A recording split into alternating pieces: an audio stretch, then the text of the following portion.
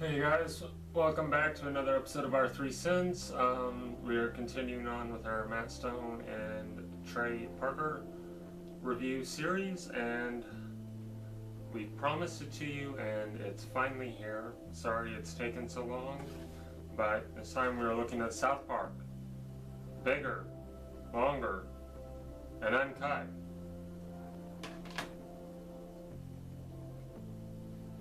Penis. Yeah. Penis. Penis. Penis, penis, penis. Vagina, vagina, vagina. Yes. Yeah, that was yeah, we probably shouldn't have referenced Varsity Blues in this already, but Right. Oh man. there you go. So, South Park, bigger, longer, and uncut. Penis. Maybe we should just call, every time we reference the title of this movie, we should just call it Penis. Anytime you say it, I'm going to say penis afterwards, so however you want to play that. So, SPBLU, Penis. Penis. The first full-length animated feature for the South Park gang, and as the title suggests, they went bigger with it. Oh yeah. They went longer with it, and it was definitely uncut. It basically took the show and injected it with about 17,000 cc's of, steroids. Yeah. And the result is something that's bigger, huger, more angry, more aggressive, and penis. Penis. Yeah. Even up to how far they've come in the show now, I still can't really think of. I can only think of a couple of things that can even slightly compare to how grand they made this one. Story-wise, they were talking about a war with this one, and the only thing I could think that can really compare to how big that is would be maybe Imagination Land. Yeah. Or the Mysterion trilogy, because that involves the Cthulhu. Mm-hmm. But this was incredibly ambitious. It was, especially for the time. The show had only been on for 3 seasons when they made this?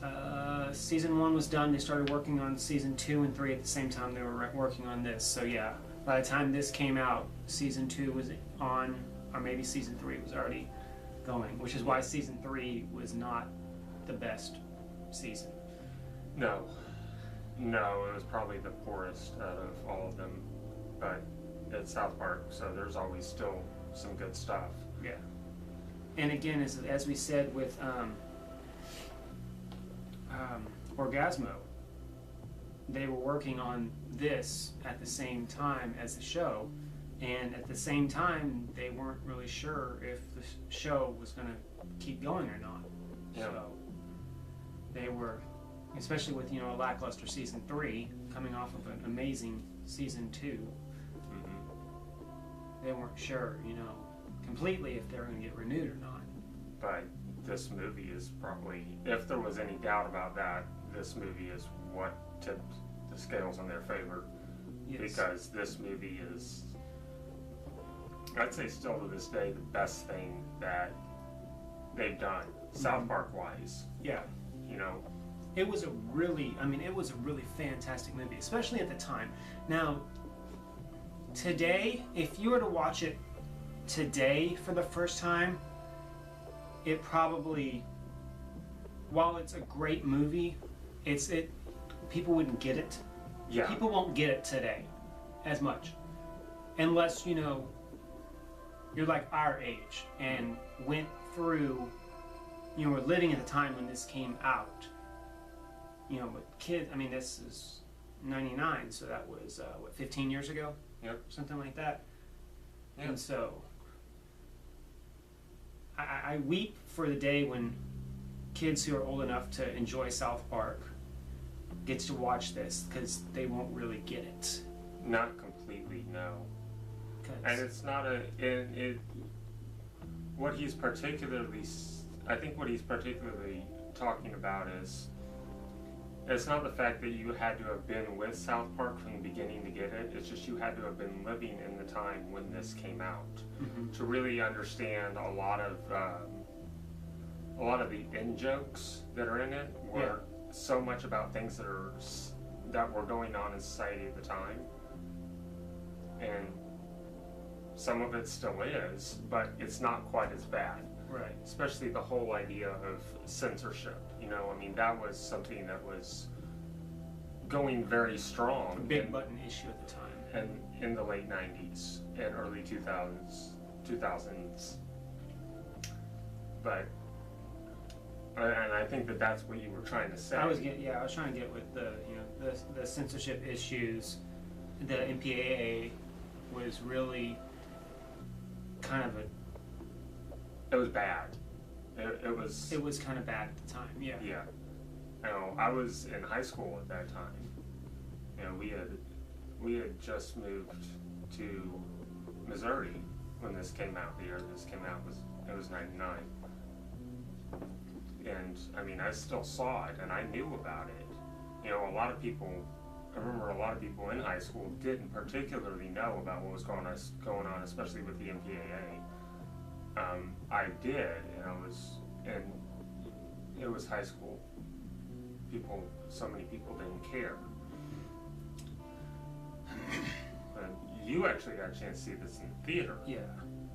But before we get to that, going back to the censorship issue, one of the big key points in this is the Vchip. Mm-hmm. A lot of people today, Now, before you continue, let me interject for a second. Even of all the people that are watching this, and a lot of people that are watching this are probably around our age or older, or even just a little bit younger. Even for you guys, how many of you know what the Vchip is? So take 5 seconds and think about that.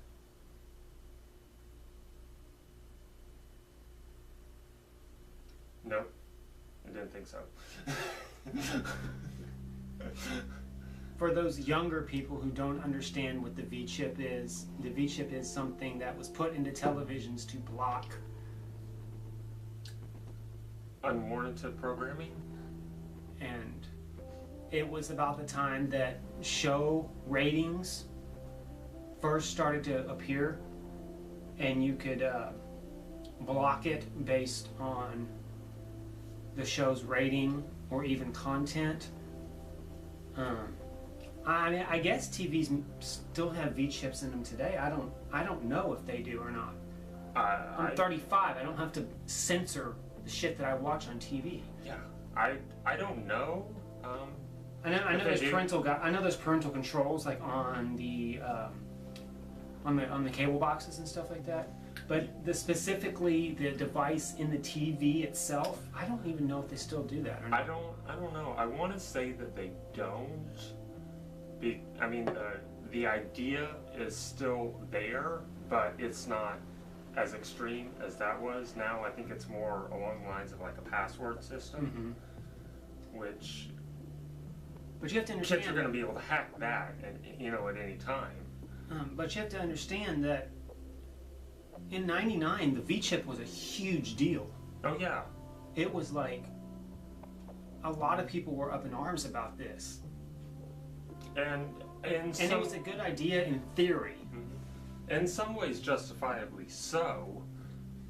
But at the same time, like you said, it was a very good theory. It maybe wasn't the best execution of that theory, because it was the whole idea of it and how they promoted it and how they sent it out to society was very much a big brother government control type issue, and that's what it was coming off as, when it really wasn't. It really wasn't that much of a big deal, but that's what it was coming off as. It was coming off as very militaristic. Yeah. Taking away making society lazy in the fact that parents should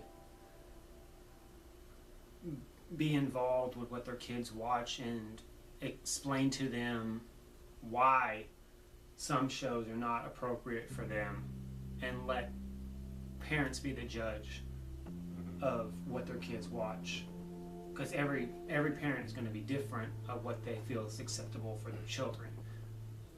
They shouldn't allow a government entity or a device to choose that. For them. Yeah. It's,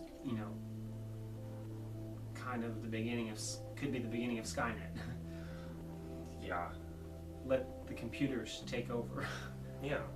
and determine what you watch and what you don't watch on TV. And boy, are we getting there. But that is a topic That is a topic for another video. Yeah.